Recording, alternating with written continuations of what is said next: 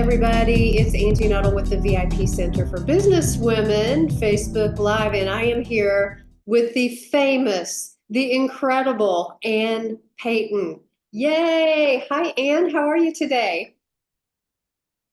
What an introduction. I'm fabulous. Great. That is fantastic. So I have to tell everybody, Anne is a best-selling author. She is a keynote speaker. She has spoken at VIP Center events and has just wowed the crowd with all of her wonderful, raw, authentic stories. And so I feel very honored to have you on with me today so that people can learn more about you, who you are, and what you're doing to impact the world out there. So why don't we just start with, for those that don't know you, why don't you introduce yourself? Well, thank you, Angie. I appreciate all those good things, and I'm honored to be here with you as well because you've been a big part of my success. Well, I started with writing a book about some of the traumas that I went through, and my goal was basically to talk to as many women as possible because I know that I wasn't the only one that tended to bury everything down when something traumatizing happens. There's always so many emotions involved. And I overcame a lot and I healed from it. And I just know when I was going through that, if I would have had someone to say to me, you are not alone, you are not the only one, and you can do this. It will take time, but we're here to help. Yeah, And I think if I would have had that, my overcoming and healing time would have been a lot shorter. So right, that's what I want to do for others. right. So for those of you that don't know this, Anne is also a trauma coach. So she not only speaks and writes about overcoming and healing from sexual trauma, for example, she helps women to work through those challenges. And you and I have talked before. You have great insight to what happens in a woman's mind after she has been subjected to some kind of traumatic experience. So talk a little bit about what does happen to a woman once she has experienced that traumatic event. Well, I think the first thing that happens is, and for me, it was almost instantly, was the shame, uh, and the unworthiness, and depending on your age, there's some things that your innocence and your life dreams are just snatched right out of you, and I mean, there's so many things, but I think then all of a sudden you're like, well, then I can't do this, or I'm damaged goods, or how the whole unworthiness just overtakes your spirit and your soul. And it's hard to get out of that. And so that I think is what a lot of people deal on with trauma, and it can be any kind of trauma. Yeah.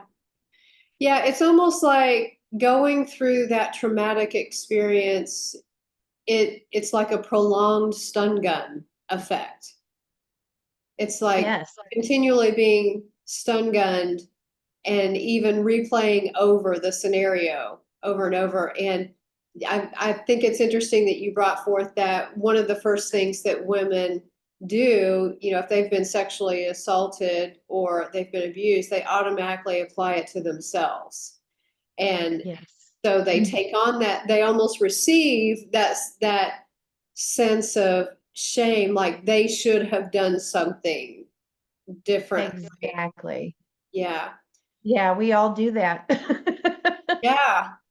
Yeah, and it's not just, I mean, like you said, it can be any kind of trauma that you've experienced. I mean, even a trauma from a car accident. I don't know about you, but I've been in car accidents before and it's been pretty traumatic. And I'm like, what could I have done differently? And what it was, Exactly. it's my fault, but it's our human nature.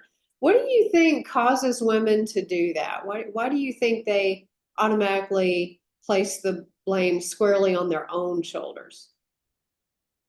Um, well, I think just I don't want to say it's society, but I think the the sensitive caretaker part of our um makeup, we tend to do that. And I do think part of that is also uh society in general, because we've seen, especially in the sexual trauma arena, that, well, she shouldn't have been there. She Right, shouldn't have wore that. She shouldn't have said that. And so all of a sudden we're like, I did this to me? right, No, I wasn't the bad guy, but it's hard to take that off right. your a mental loop that keeps going and going. Yeah. That's interesting that you bring it up about the cultural aspect because women have historically been socialized to Hmm. to take the blame and to be subservient and to be tough. You got to be tough. Just get up and wipe it off and move on. But a sexual trauma, it's a true violation of a woman in her most vulnerable state. And so society does, especially since the pandemic, we've seen how people are reacting on social media, immediately going to judging and criticizing. And if there's a weakness, that weakness is exposed and there are a lot of insults that go around. So what does that tell Yes. us about some things that women who have experienced sexual trauma, what are some things that they should try to stay away from you know, things that tend to trigger what they do? What should they stay away from, would you say? Well, I would say the first step is that they need to feel good and talk to someone and tell their story. There Yeah. is sort of a release Yeah. of that, because I think since we bury it, we don't want to tell anybody. And that takes a brave girl, because we know that the reaction of people may be like, really? Or what did you do wrong? Right. And so it What really was your takes, fault in it? yeah, exactly. It really takes courage. And I think after that step, then going through the process of, um, there's a grieving process in it, that, and grieving comes from God. That's part of our healing. And then as far as handling triggers, there's several different tools you can do. There's some things that the word just left me, things to say, self-talk, and to Yeah. help you. And if a certain movies or books do trigger you, then stay away from that. Help yourself by being in a good environment. Right. And I want to just elaborate on that. I think that's a great thing. There are some things to avoid, and that's avoiding, just putting yourself right into a position where you're purposely going to be triggered. That can even happen on social media. One thing that I've seen is that women who have experienced sexual trauma and they've gotten on social media and they're just taking in all of the junk and all of the reinforcement on how you should be perfect and you should have done this. Should and shows up and Yes. yeah, you hear should and a lot. And so social media in many cases is not your friend, especially when you've gone through that trauma. So I love what you're saying about the fact that really the first step is to start talking about it, to Mhm. avoid the temptation to just stuff it down. Because what happens when you do that? It kind of, like you said, a stun gun. You are kind of in a shock mode where you can't move. Right, You are everything emotionally, mentally. It's like you get stuck and you can't make that first step forward. right. That I think is the biggest thing because there were years that I was just stuck, and part Yeah, of that's because I wouldn't tell anyone. I was afraid and I was ashamed, and um and that was back before social media. yeah, I'm not sure how I would have reacted with that. yeah. I mean, yeah, Everyone can see today, it. and I'd like for us to talk about this workshop. And you and I have decided that we're going to do this together. And if you haven't registered, this is happening in Indianapolis Friday, September the 20th from 8 to 12:30. So we would greatly encourage you to register for this. So it's a workshop for women who are sexual assault survivors and they're ready to move forward. So tell us what's going to be happening in this workshop, Anne. Well, we've set this up, and I appreciate you co-leading with me. And we've set this up that you will walk away from this workshop feeling and making an a couple steps forward in your overcoming and healing. And that part of that is just because our process in the workshop is what I wrote about in my book, Right, because the wisdom and the skills that you're going to learn from it aren't just for this one thing. right. These skills can be used for any trauma or anything that comes up in the future. So this is a priceless workshop. So if we think Yes. about what we're doing in the workshop, we are helping women to start to take back control and really kickstart this journey where it's really hard to kickstart it on your own. And you did a great job of coming through and having the realization, gosh, this is what women don't need to experience. This is they don't need to make this mistake that I made in the way that I was taking on the shame. And so you really are an expert at walking through this. And so points, I mean, if we look at what we're going to be doing in the workshop, what are some key things? Well, I think, as it states here in phase one, the release methodology. Methodology. Yeah, That's an important step, and if that hasn't happened for someone, it's a safe place, it's a confidential place, yeah, and we will be there to help with that.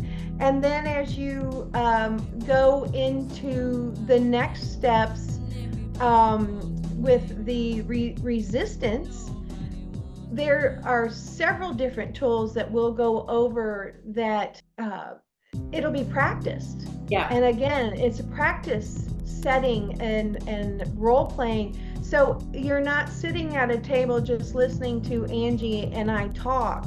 We actually have some practical practices and teachings that we're actually going to be involved in doing this. And why is that important? Because this is not just for your mental information. By getting involved with your emotions and your spirit, and even physically moving around and doing these practices, it's just going to be like muscle memory and yes, emotional memory. It's going to sink in and stay with you much more than just sitting in like a lecture hall. right. I love that you're saying, because I'm a woman that I like to do stuff. I don't want to just talk about it. I want to do it. And so if I think about, here's an important piece of what we're doing here. And I want to bring this out. One of the points says, discover why therapy is only part of the answer to recovery and how sexual trauma coaching helps you take control of your triggers more aggressively. That's an important part about the workshop because when early in my career, I was actually a therapist. And I got out of therapy because I realized that it was all about talking and not a whole lot about doing. Coaching takes it to the next level where we actually teach you how to take control of those triggers and how to resist when you've cleaned all of it out, when you've cleaned house, when you've gotten rid of the baggage. How do you prevent, those thoughts and those triggered memories from coming back and taking residence back in your mind? And so that's the coaching that we do. We're going to give you something to help you to practice the law of replacement. Yes. And I'm just like you too. I like interactive. Right, I right. think it helps a lot. So anything else that you want to share about the workshop itself that you think it's important for the ladies to know? Um, I really I think knowing that grief is a natural process Yeah. and not to be afraid of that. So we will be doing some grieving work and also forgiveness. I know that forgiveness, you may not have been to blame for anything, but just the forgiveness part of it, um, it does set you free some, and I think that's another big part of the workshop that I think will really impact the women, and walk away with, oh wow, I do feel freer. And what a glorious feeling to Yes. that, right? And then they'll feel joy. I always say, there is joy after trauma, and there Yes, really is, and you and I are proof positive on that. absolutely. So here on our event page, we see here that we're going to be the facilitators and coaches of this workshop. And it just prompts the thought that being able to share your story is part of the healing journey, and we are going to be providing a safe place to do that. I know that you and I will also share our stories. You are a keynote speaker, and so I've heard you share your story. It's so powerful. It's such an incredible story of redemption and healing and major comeback for you. This will be the first time that I'm officially sharing my story in the public. And I wanted to just understand what it's like to be in the shoes of other women who are going to be sharing their stories for the first time in this workshop. And so I'm looking forward to that. So, ladies, I just want to encourage you so you can learn more about this workshop and you can register for this register. You can go to www.annpayton.com/heal, and you'll come to this page right here, /heal. You can come to this page, you can register here. I believe the workshop is $79 for that workshop, and we are going to provide breakfast for you. So, Anne, any final words of encouragement or anything that you want to leave with our audience before we conclude our interview today? Well, I would like to just say a few words to the women that are watching, and that it's going to be okay. Sharing your story is hard. We're going to have fun at this workshop, but I just want you to know that you're going to come out with not only new friends, but the ability to move forward to the next place. And when I hear that, just hear myself saying that, That sounds scary. It really does, especially if you haven't done this before, if you haven't told your story. I just want you to know that you're going to be okay. You're not going to die from this. You are, by making that first step and getting to the other side of showing your story, you're going to see, okay, I'm not hurt. Yeah, that was a little difficult, but it was freeing. And now I am ready to learn the tools. So I just want to give all the women out there, you are a brave girl. It's in you. And don't be afraid, because this is going to be a loving, safe space. And our goal is to help you. Absolutely. I love that. Thank you so much. And by the way, everybody, this event is sponsored by the VIP Center for Business Women in Indianapolis, and that is where we will hold the workshop. People come into the VIP Center and they talk about how they walk in and it feels like a safe, peaceful sanctuary, and it absolutely is that. So we want to make you comfortable when you arrive here. But in order to do that, you have to register for the workshop. So just as a reminder, you can register for this intensive workshop at www.annpayton.com/heal. And thank you so much for being on today. I appreciate you, and I can't wait to work with you September the 20th. Thank you, Angie. I'm excited to work with you as well. All right. Bye, everybody.